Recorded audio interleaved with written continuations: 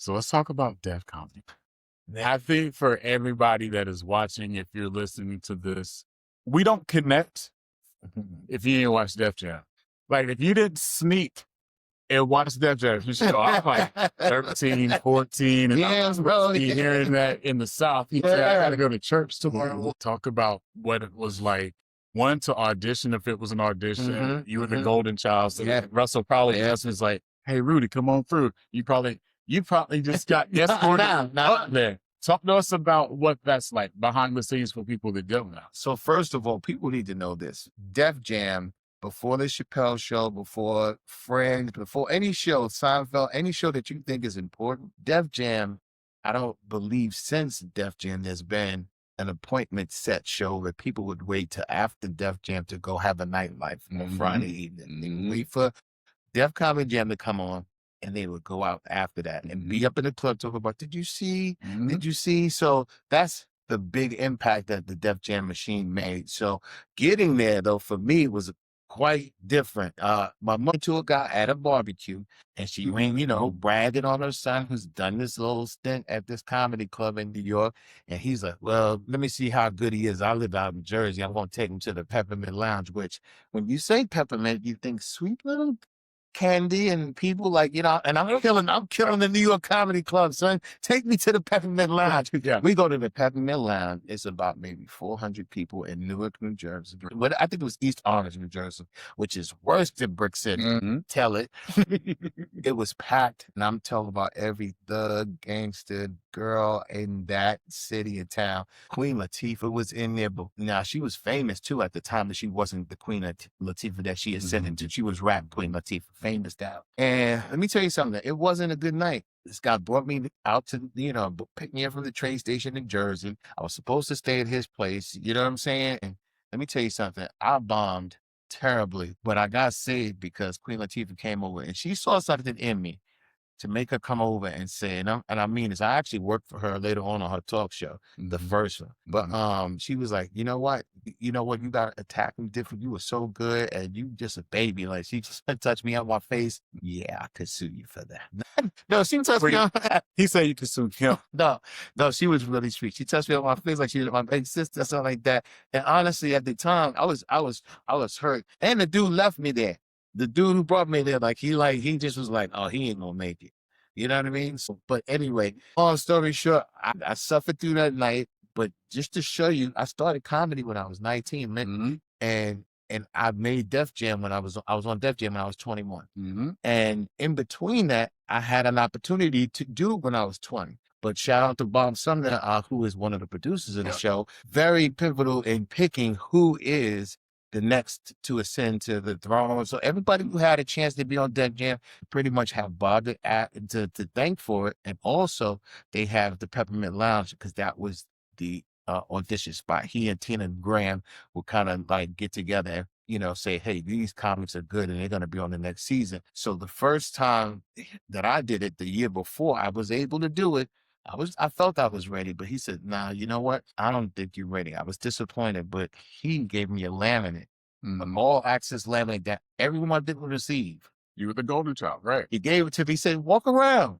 get in there, like go. And I knew a few comics like Monique and a few others because I've been doing comedy for a little while. So I took it in and I'm telling you, Mick, it was unreal experience, much like, you going from high school to college and the shift between high school football and college football.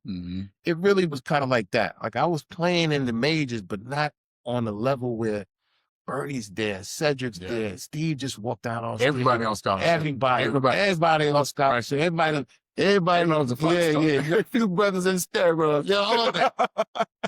And I'm telling you, I was just like, I wasn't ready. But I'm in here. I'm in the mix. So it made me prepared for the following year. And yes, the following year, boom, I was 11. I was there, myself and a few other younger comics in their first time. And we just took the world by storm. It was a great time. The young gun. Yeah. Young gun. Yeah. It was cool. It was cool. So what was your favorite moment of Def Jam, right? Like I gotta imagine.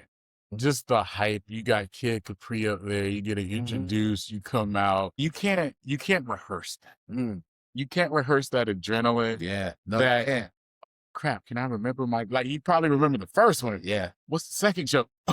And what is that like? So I had a conversation once again with Bob Sumner not too long ago. And I'm going to tell everybody this. Like, what people don't understand, energy is energy. It's almost like the JV and the varsity game. And I use a lot of sports analogies, so you got to excuse. But the JV game, you know, it's a little light in the stands. You know, the energy's a little low. Then you got the girls' basketball game, the varsity girls. And then you got varsity boys. You know, it's like JV girls, JV boys. It's a buildup.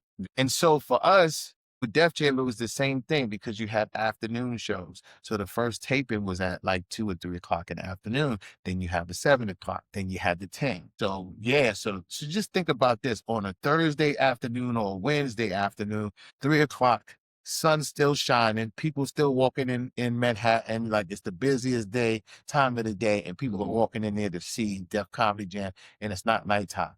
You know what I'm saying? There's no drinks being served. So, you know, so I give that backstory to say, I did Def Comedy Jam at 3 o'clock in the afternoon. And it wasn't until later in my career that I got a few other spots just like that, because you have to be elite to get that hour. You know what I mean? People that needed, you know, that were good comics, but they needed that 10 o'clock raucous crowd. They needed that energy from 7 o'clock. But people like, yeah, but you know, 3 o'clock.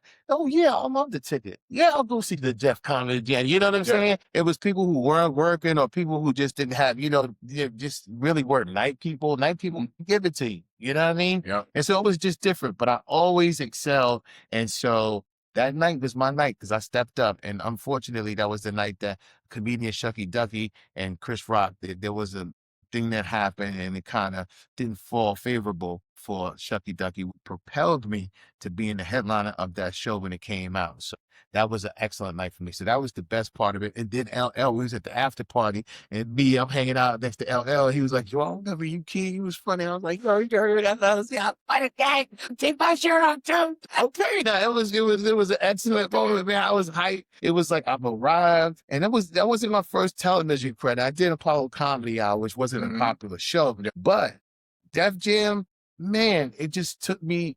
It was out of the stratosphere, and I had a hairline too, so that was the best part too. Like that was the last time you probably Was it was a long time, bro. very. No, it was excellent though. It was excellent. We're gonna go inside information story time with Triple OG Rudy Rush. You just kind of glanced over this Shucky Ducky quack quack, by the way.